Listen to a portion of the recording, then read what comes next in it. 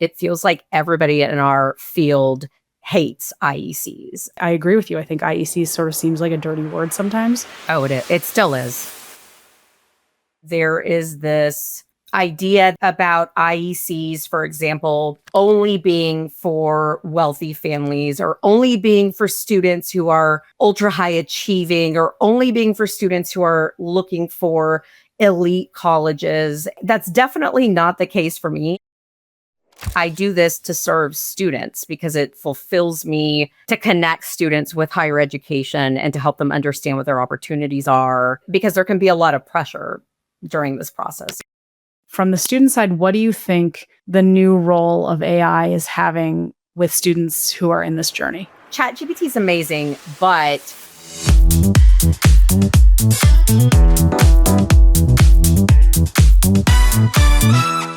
hello, humans. I am Emily Smith. You're here for the VineDown. I'm here with Yvonne Espinoza, who is a college counselor and the CEO of Yvonne Espinoza College Counseling Services. Yvonne, thank you so much for coming on and being our first ever high school side counselor on the VineDown. Yay! Hey, Emily. I'm so excited to be here. I follow your LinkedIn and have friends who know you, and I'm honored that you invited me. I'm very honored too. And listeners, Yvonne is not somebody I know, but someone I feel like I know. Yvonne on LinkedIn herself is this infectious persona, and I have been looking forward to recording this episode for so long. I hope infectious like laughter and not a disease. Laughter and not a disease. 100%. Okay, I'm stamping that. Okay. Yes. And Yvonne, because you are joining us as a sort of a high school side person, you spent 19 years in sort of Title I alternative high schools in Austin before launching your private practice. And I'm curious if you can talk to me about sort of how that transition from like public school counselor to IEC shape your philosophy and relationships with both, your college side relationships and folks, but also, high school colleagues and the families that you serve. Yeah, I feel like the transition from high school college counselor to IEC is complicated. And I'm going to go into that a little bit more in a minute. But I'll say I kind of fell into college counseling when I was only 2 years out of college myself. I was just a baby. And I was recruited for these new college counseling positions in the Austin Independent School District. And I said no initially. And then they came back and I said yes. And I thought at the time I had graduated from Boston University recently and was trying to get back to Boston. So I thought I'll do this for a year. I'm going to hate working in high schools. I'll just do this for a little bit and then find my real passion. And of course, we all know how that turned out, how it does for a lot of people. Wait, what did you think what did you think you were heading? What was your other passion? You were going to be like, I had none. Zookeeper?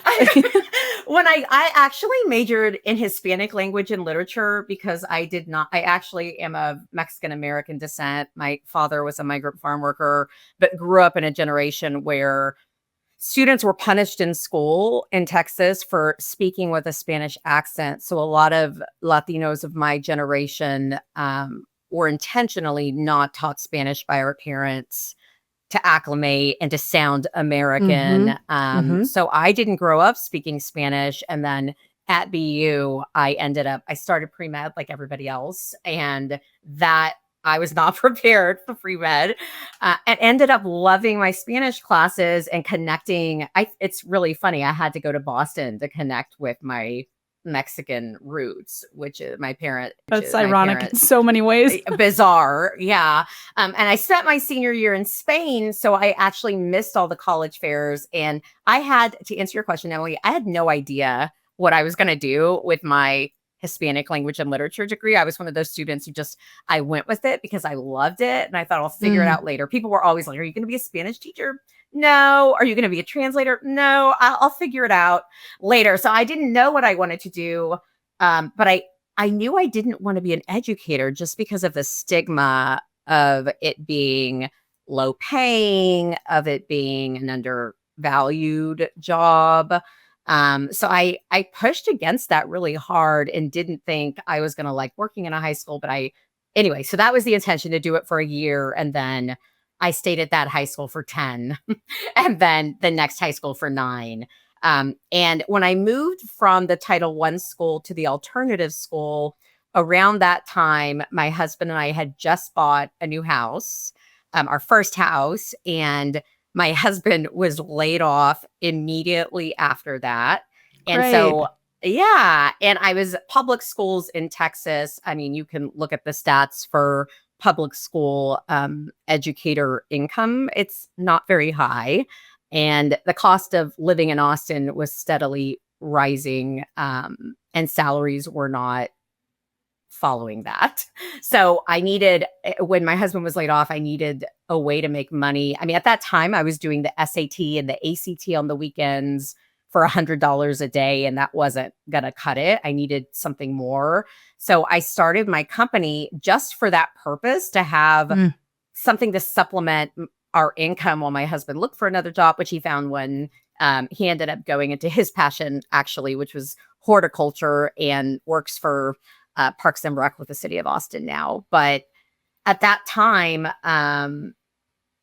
I had no intention of ever being full time as an IEC. And so I kept my business working nights and weekends with students. And this was before Zoom, or maybe Zoom was around, but we didn't use it before the pandemic. So I was driving. I'd leave my full-time job. I'd leave my public school job as a college counselor at around 5 p.m. and then drive all over Austin to meet my students until 8 or 9 p.m. and then work on the weekends, driving all around as well, to make extra money. So that was always the intention I loved being in public schools. And I'm going to say something that I feel like I hear a lot of public school educators saying, who I meet with, about being an IEC, because Hmm. educators contact me often to ask me what it's like. And a lot of them say, well, I'm scared to do it because it feels like everybody in our field hates IECs.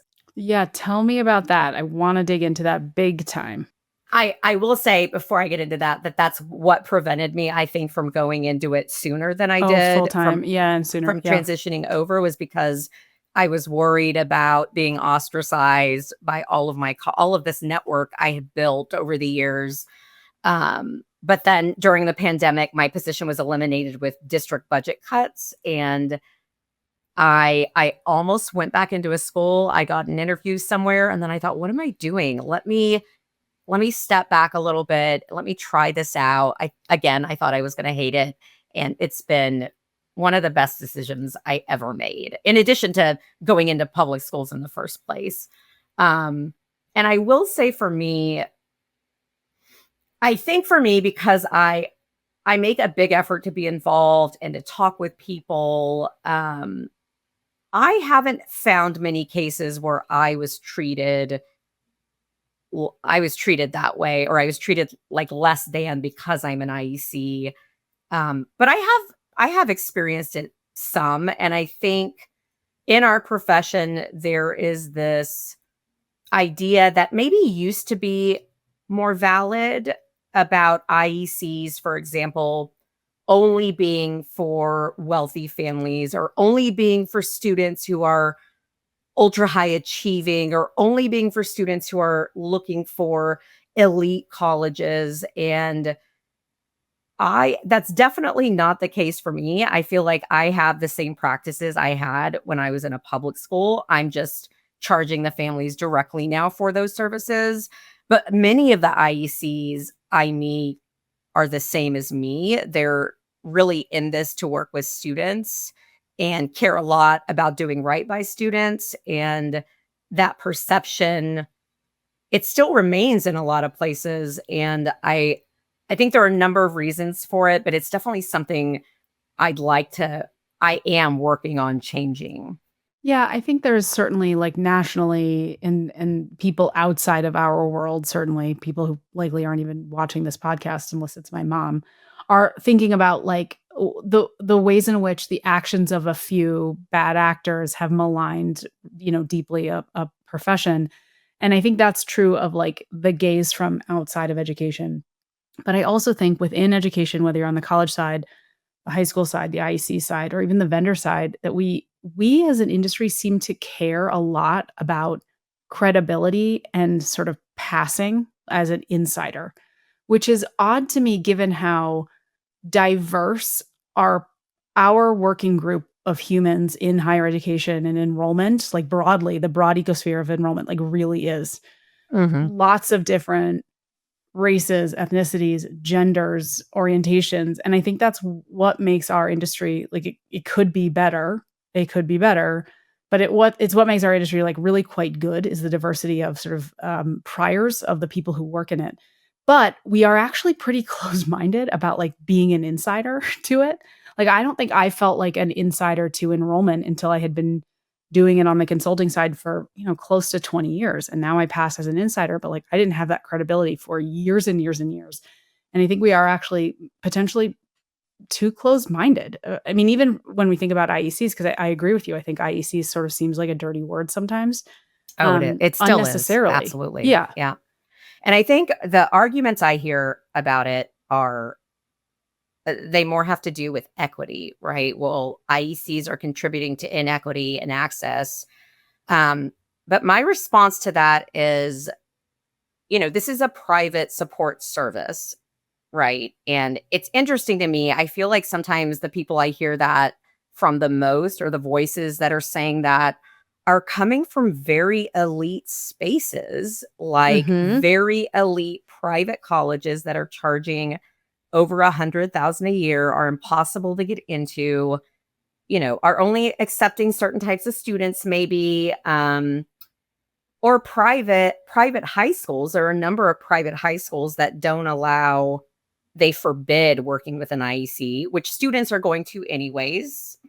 So it's basically just keeping those kinds of policies are just, it's kind of contributing to parents not understanding the difference between somebody like me or those of us that are in professional associations that have to meet standards and have accountability, and other people we hear about on the news who are doing shady, illegal things. But it's interesting to me because I would venture to say that there are way more students enrolled in private high schools every year than who are working with IECs. Um, if that makes sense. And wouldn't, like, in my opinion, a private high school is going to, I'm not saying they're bad, but it is going to be a difference in education that public school students might be receiving, especially if they're in an under-resourced high school without a college counselor. And then there are many private schools in Austin that have 2 to 4 for a very small caseload. And it's interesting to me that the complaints against IEC are about an equity when we're not, when it comes to inequity in being prepared for college, we're a very tiny piece considering students going to private school, or students working with private academic tutors, or students working with private athletic coaches, or music teachers. So it's so interesting to me. I almost feel like IECs have become the scapegoat to talk about when we're talking about inequity, when really, and I'm not saying feel bad for us. That's not what I'm saying. But I am saying the students I have worked with since I've been doing this, I have never had a student, like, I meet with my seniors an hour a week, and then they have full access to me in between meetings. And if we're working June 15th to February 15th, you can calculate how many hours that is over an hour a week. And there are never times I meet with my students where I'm like, what are we going to talk about? We have nothing to Mm, do. Almost all of my students, I'm having to cut things off at the hour because I bet. they need so much help. And it's not just, to me, legitimate college counselors, it's not just about, did you do your essay? It's, how are you doing? Like, what is going on? And anyone who's done college counseling knows that even though some of us are not licensed counselors, right? I was a college counselor in a public high school, so I didn't have the licensure that school counselors do. Mhm. Mhm. Um, but a big part of college counseling is talking about emotional topics, is talking about the student's emotional well-being, because talking about essay topics is going to naturally bring up life experiences they've had or obstacles or challenges, any of that. But even the college process itself is just very overwhelming for students. And I do realize that some of the less ethical IECs out there might use fear, right? That's like a reputation we have, is using that fear sometimes to, As a motivator? yeah, but for others of us, and I would say for most of us, the majority of IECs, I would say, are not doing that. It's calling it out, because the reality is this is stressful and overwhelming and even terrifying for students. And there's a lot of reasons why they may not want to, well, even if they have an amazing college counselor in their high school, why they may want to navigate some things not in the school environment during the evenings or the weekends when they're not around other students. And I would also say, especially with policies we see being enacted and passing in more conservative states, there are some environments that are maybe even hostile for some students, where they can't be themselves authentically. It's against the law to be themselves authentically. And that might be even more reason why they want to work with someone on a private basis, not tied to the policies of schools, who's going to help them and look out, well, and be there for them, be another support. And I think the question should be, for people who are very forbid IECs from their college campus, or forbid the students from working with them. I think the question, if we're talking about inequity, the question shouldn't be, why do or the statement shouldn't be IEC shouldn't exist. The question should be, or the statement should be, everybody should have that level of support that students in private schools have, or that students working with a knowledgeable IEC have. So what do we do to bring that to all students? Instead of, how do we take away access from students who are already in private schools who want to work with an IEC, because they shouldn't want or need that. They have enough. I don't understand that mentality, especially considering colleges, the most elite colleges, once students get in, there's a wealth of support services for them when they're there. It's not, the question is never, or the statement is never, you have enough already being here. Why do you need more? It's, what do you need to be successful? A private tutor. We have writing centers. We have whatever you need to be successful in college. We will find it for you. And I feel like there's a big disconnect between that type of thinking and then the kinds of statements I hear being made about the entire IEC profession. Yeah, like taking away IECs doesn't actually change the structure of the problem, because college access and sort of the guidance gap is still a thing that needs to be closed, and we shouldn't malign the people who are attempting to close it for some, when we systemically aren't closing it for all. I get what you're saying. So you're starting to talk about some of these ways in which you think about sort of your behaviors and actions that you take with your students that are truly like student-centered in your approach. But what does that really look like in practice when the pressure of admissions ramps up for students in this big, terrifying time, as you say? Well, I think, and maybe I feel this way because I was in schools before and trained. I mean, I was in a Title I school where the majority of my students, experienced poverty. We're from a lower socioeconomic background. We're the first in their family to go to college. Mm-hmm. And when you're in those type of environments, you really understand, like, the only reason we all do this, even though we get sidetracked, I think, by some of these types of conversations. The IECs are bad, or I don't know, College Board. I love College Board. I love people at College Board, but those types of topics that come up that we get angry about. But really what matters in all of this, and why we are all here, is to serve students, period. Mm-hmm. Mm-hmm. So that is why I've continued to do this privately, because honestly, on this, and this is not saying anything bad about being in schools. I loved being in schools, and school counselors are needed, and we need more resources in schools. We need more college counselors in schools. But with that said, being on this side, I didn't have an hour a week to spend with my seniors. I couldn't get to, and that was for for many college counselors, school-based or not, that's the best part of the job is the time with the students. I mean, for IECs too, if we own, like I own my own business, so I have to do marketing, I have to do my own finances and accounting and those, I mean, I don't love that. It's part of what I signed up for, but I don't love it as much as working with my students. That's what I care about. So that is the focus and the way I work with my clients is, for example, parents who work with me, this is in my contract that they are not allowed to join student meetings. If it's a one-on-one with the student, those 1 hour a week belong to the student so I can empower them to figure things out without having to worry. And some students have amazing relationships with their parents, but some don't want their parents to know anything, even though their parents are very supportive and intelligent. That's just the way teenagers are sometimes.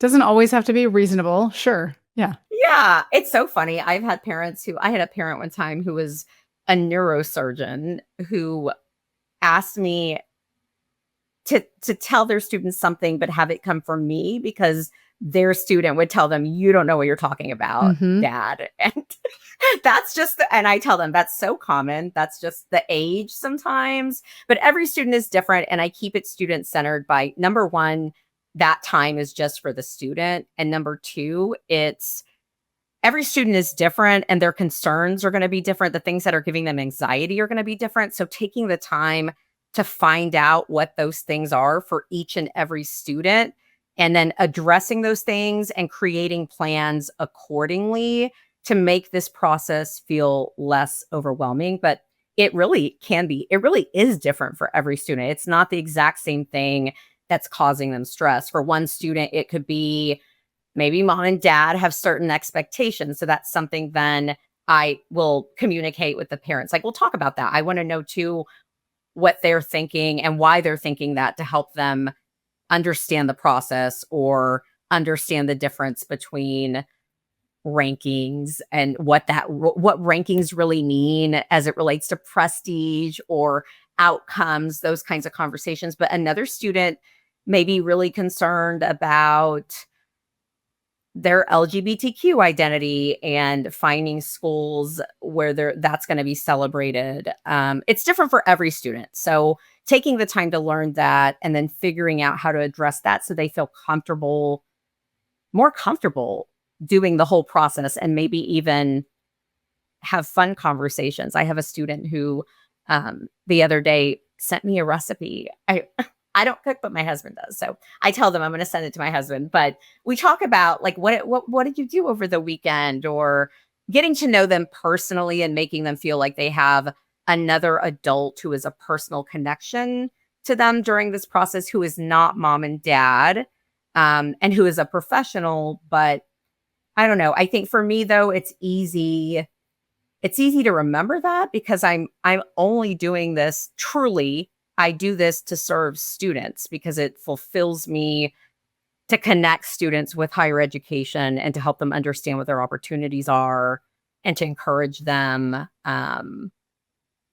because there can be a lot of pressure during this process. So that's what I want to be. And that's kind of my goal. Yeah, I think that's such a nice mindset, and I'm curious to know when you think about sort of families chasing kind of prestige and rankings, like how do you effectively redirect students towards fit in a way that makes them feel like they're being like successful and they're winning, and not make them feel like they're settling? Like how do you frame that for students who are really maybe wrapped around the axle of a school they're never going to get into?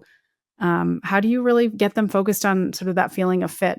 So I will say I can only speak for myself, but I think there are certain cultures, there are certain high schools that have more of a culture around name brand than other high Mm, schools. sure. And I noticed that when I'm working with different students, that obsession is stronger, like, or students talking about, Oh, it sort of goes in trends, it goes in waves. yeah, or maybe the high school itself is just has more, I call it a pressure cooker, but it has more of that pressure cooker culture where Sure. everyone is talking about where they're applying to. It almost even doesn't matter if you get in. It's just saying you're applying to an Ivy League. It does, like, is of some importance. But I honestly feel like that doesn't often, I don't see that often coming from the student themselves. I feel like a lot of that obsession is coming from outside influence, like their friends or the school culture, their friends or their parents' friends. And for high school students, once they hit ninth grade, that's all anyone wants to talk with them about. I mean, if you think about it, if I do it too. If I meet a high school student, that's like, Oh, where are you going to college? Wait, what are your plans? Yeah, totally. and I'm a college counselor. So of course I genuinely want to know that. But the pressure for students once they enter high school of every adult they come in contact with, not knowing what else to say to them. And I'm guilty of it too. But suddenly there's all this pressure to say they're applying somewhere that's worthy of the respect of whoever they're talking to. So part of it, when I talk with students, we talk about fit I get a lot of information from them, and then I will give them a list of schools. And I have very specific things they have to research about those schools, and then we debrief about it. So I have them, for example, look at the department page for the major they're interested in, to look at what is the curriculum or what is the college saying? What special programming do they have for that major at this college, right? Maybe every student gets a research experience and not all colleges have that. Maybe that's really exciting to a student, even though the admit rate is 60%. Like, or maybe we also talk about money. When I talk about money with parents, sometimes they're really excited about a prestigious school. And then when I tell them, well, that school actually doesn't give out scholarship, that sometimes changes the perception of a fit as well, because there's also Sure. financial fit. But when I'm talking to students, I have them focus, they're not looking up admit rates. I'm giving them a range of schools and having them figure out where they want to go based on facts they're finding on the website, different places I'm having them look so that they can compare. And then they do have to tell me why they like it. Like, they can take a college off the list. I don't expect every college I give them to be a fit, but I do want to hear why they don't like a college, and admit rate is not a good. Like an acceptable answer to you. Yeah. No, I mean, it's okay for them to say, well, to look at graduation rates, that's okay. Or to look at, I encourage them to look at outcomes. And I know sometimes those might not be 100% accurate, what we see. But if 90% of students are graduating with a job or grad school, that's great. What does it matter that the admit rate is higher than another place ultimately? So anyways, but we talk about those kinds of things. And I would say for most students, that does help them understand, like, look a little bit deeper into colleges and their college choices. And I always tell my students, it's not my journey. Like, ultimately, if they decide to only apply to prestigious colleges, that's their choice. It's their journey. But I want to make sure they have information to try and make good choices for themselves so they pick the right school. And sometimes too, I feel like with adolescents, with anybody, I guess this goes for grownups too. If you put it in that way where you're not trying to convince them, you're trying to help them make choices for themselves. And I think sometimes that helps them to take ownership in a different way than just saying, don't look at prestigious schools, or you can't get in there. Right. It like allows them to inhabit it in a different way. I get that for sure. When we talk about admissibility, another thing I do, instead of just, and this reminds me of what we always tell students with essays, the whole show, don't tell. Oh, yeah. As adults, we need to do that too, to let them figure things out. So when they have uber selective colleges on their list that I think are unlikely colleges they're going to be admitted to, we will look at data together. We will pull up the website together, and I will say, well, let's look at, the freshman profile from the last admitted class. Does this look like you? Yeah. What do you think? Or if their school has something like Naviance where they can, or some kind of software that tracks where students have gotten into, even though it doesn't give the full context of an application, right? It's just giving GPA and SAT score. It still can help if a student looks at a college and they have a 3.3 and that college has not admitted anyone with under a 4.4 from their high school in 10 years. Tells that's you kind of a that yes, that helps them. But again, that's me asking them, well, what do you think about that? Is that still somewhere you would want to take the time to apply? And how would you feel if you were denied there? Are you going to be okay with that? Is that going to make you feel bad? Like, let's talk about that. But then supporting their decisions. Ultimately, if I give my students that kind of information and they still decide to apply, I'm not here to make decisions for them. So I will support that, but while making sure that they understand that it's my professional opinion based on data that it's highly unlikely they'll be admitted. Right. Bringing in some critical thinking skill as well. I love that. Yeah. Yeah. All right. I want to shift into talking a little bit about sort of the role of AI for colleges and students. And I'm actually curious, like, how do you personally think AI is impacting student preparation, from like essay drafting to application strategy to the ways in which they're interacting with you and in their college process? Like, from the student side, what do you think the new role of AI is having with students who are in this journey? I think it's different for every student because I do have students who are barely using it at all just because they don't want to.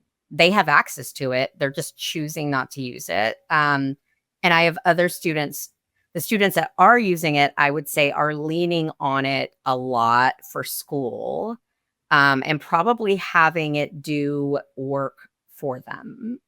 So that's a little worrisome. I worry about how prepared we're going to see some student. I mean, those issues already exist where college preparedness is an issue, right? Students get to college and then colleges are having to invest more money in getting them up to the college level, right? With resources or additional courses, right? They have to take before college level. So I do worry about that. I will say for my students using AI, I can tell they're using it to write because even though I do have a policy for college essays that they can't use it for actual sentences, I mean, they're using, yes, if they use it like thesaurus, which all students use thesaurus.com, right? Sure. Or they're looking up words, that ChatGPT can do that too, and that's okay, but they can't use it for multiple sentences or a whole paragraph. It's so obvious when they do. And that's even with me telling them, do not do that. Like, I will be able to tell if you do that. And then they still do it. And I can tell it's AI. And I have to tell them, even if I'll tell them, I put this through an AI detector and it came out as AI. So, but you're not in trouble for it. I'll tell them. But if I can tell, colleges can tell, and the whole point of the essay is to have to have a voice, to show who you are. And if you let AI write it all, you have no voice, and it sounds like a robot. I mean, I love AI. I use it daily in my job. I don't use it for my own writing. So my LinkedIn posts, anything that is me coming from me, an email, I won't use it for anything that is me, Yvonne Espinoza, writing something from me, but I will use it. This is fine. I'm going to the NACAT conference. Will you be at the NACAT conference? I will indeed. Yay! We'll have to meet.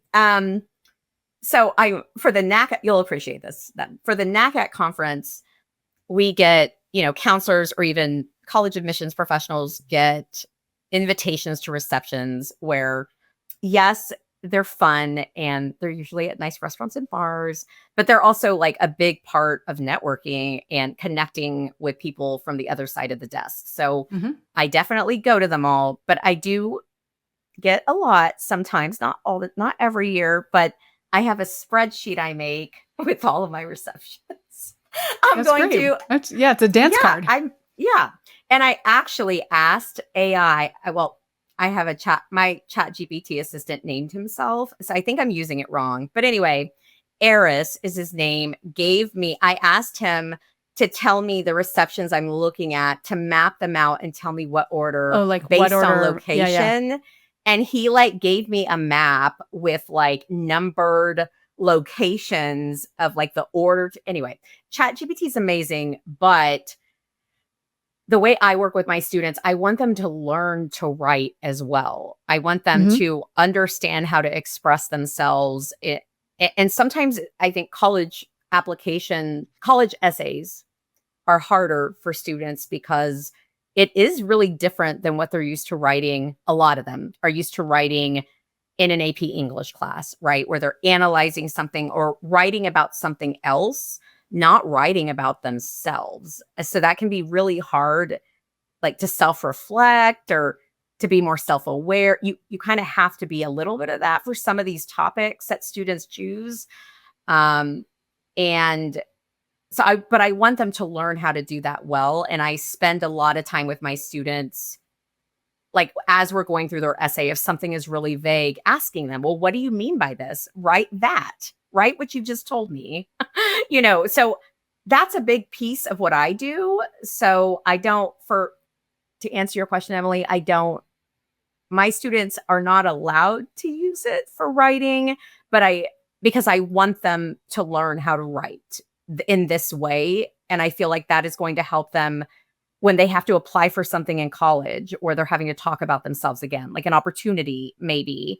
And in fact, I checked in on my students, some of my former students just the other day to see how they were doing. I was just like, happy fall. Like, I hope you have an amazing semester. How's it going? And one of my students wrote to me. He texted back. He was like, actually, I just transferred into an honors program. And it was so, like, the writing we did together was so helpful. Like, I feel like that helped me understand how to write it. But with ChatGPT, if students are just relying on that, I worry for, how they're going to learn to do those things if they lean on it too much to do it for them. Follow-on question: how do you think students perceive colleges using AI in the admissions process? Like, do they think about how colleges are employing AI in their application review, modeling of populations? Like, do you think students are aware of that and think about it, or do you think they're not really thinking about it? I can only speak for my students, but I don't think I think most students don't even understand how Like, admissions really works. yeah, Well, and it doesn't sure. work the same at every college, right? It's different. Yes. Different colleges have different processes. And so I think, I don't even think that's on their radar at all. Like their perception of how colleges do it.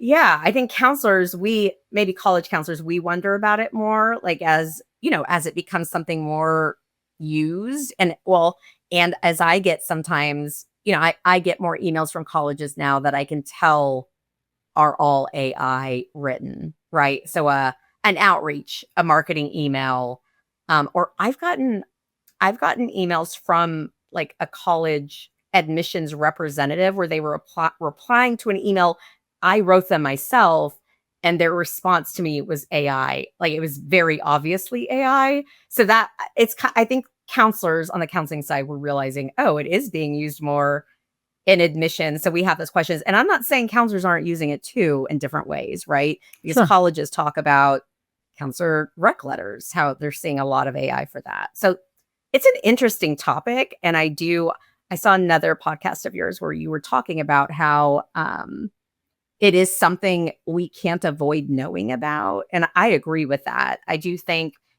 it's important that we know how to use it. And I'm going to relate it to maybe the working with IECs. Like, forbidding it is not teaching students to use it.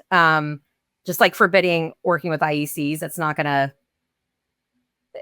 work, because there are a lot of students who need the help. And a stat I have looked up recently, the majority of students that IECs are working with are public school students. Yep. Truly. Yeah, makes Majority, sense. there are multiple surveys that were done that show the majority of our caseloads are public school students and bigger public schools. And that's definitely the case for me too every year. So with that said, it's important. I think with AI, it's important that we educate, we help them understand what's ethical and not. And I will show them, like, I will use AI, for example, when we're talking about college research. If something's really hard to find on a college website, I'll tell them you can use ChatGPT to pull up some facts.